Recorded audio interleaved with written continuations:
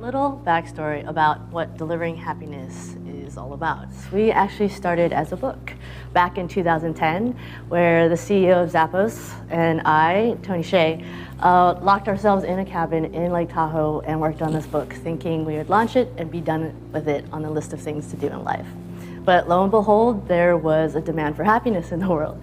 So we decided to evolve it into a company, and now we've impacted over 1 million people, worked with over 300 companies, got translated in over 20 languages, and essentially we are a culture consulting company that's here to make organizations more fulfilling and meaningfully happy in the world. If I were to summarize the last 15, 20 years of my life doing this, I'd put it into one simple equation.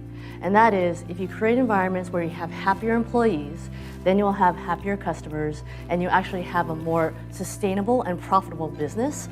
But more importantly, you're also actually creating more meaningful lives.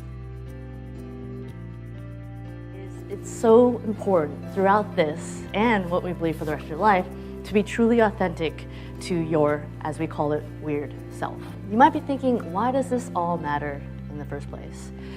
If you were to guess, what percentage of the world's workforce are disengaged or essentially unhappy at their workplace right now? What would you think? Like 20%, 40, 60, 80, 90? 85% of the world's workforce are disengaged. And what does that translate to? That's $7 trillion loss in productivity for companies just like you. So if I ask you another question, why do you think this is the case? Why are people essentially unhappy? Is it because of their roles or their pay, their manager, or even the company that they work for? But what's great about that question is you don't need to answer that now, because the answer can actually be resolved and addressed in what we're going to be talking about here, which is sustainable company culture tied back to your ROI. So for me, when I started thinking about why 85% of the world, because I feel like we're actually pretty lucky in this time and age. I think that we've made such huge progress as a society. We started as farmers in the agrarian age, and then we evolved, and we got to the industrial age, and then the technology age, and then here we are today. And what I surmise this to be is what I call the adaptive age. It's because if you think about it, the pace of change is happening so quickly, quicker than anything we've ever seen in our lives. We've got the internet of everything, where our phones connected to our laptops, connected to probably the chair you're sitting on right now. And it's creating an amazing world of connectivity in a way that we've never seen before. But at the same time, it brings a lot of complexity of how we are all interconnected, whether it's information nodes or people nodes.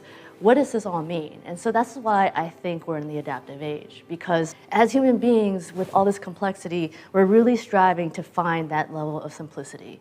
Who am I really? Can I be more self-aware?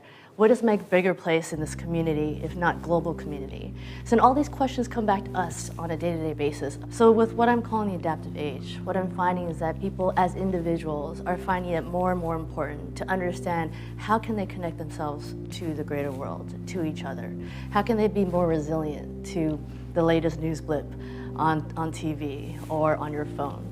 And how can we all connect that in a way that's most meaningful to you as a person, that's aligned with who you are and your values and your purpose? So what I feel is the importance of these once woo-woo concepts of happiness in our lives is that now more than ever, we can actually take it scientifically and apply it to true ROI for our companies, organizations. And that means what happiness is equal to: positive ROI, more profitability and sustainability. And again, meaningful lives. So the bottom line here is, if you want to not just survive, but actually thrive and adapt to this ever-changing world, even in the next year or two, what we know is that you need to build a purposeful, scientifically happy culture. And that is super essential if you want to exist 5 years down the road. We just know it really takes that sustainable, scalable plan to adapt your organization to ride these times.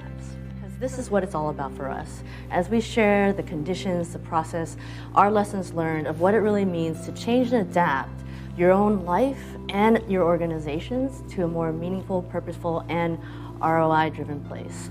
This is what we're here for. This is what I'm so excited about. We've learned a lot over the last several years and developed these models and frameworks that incorporate the what, the who, and most importantly, the how this all gets done.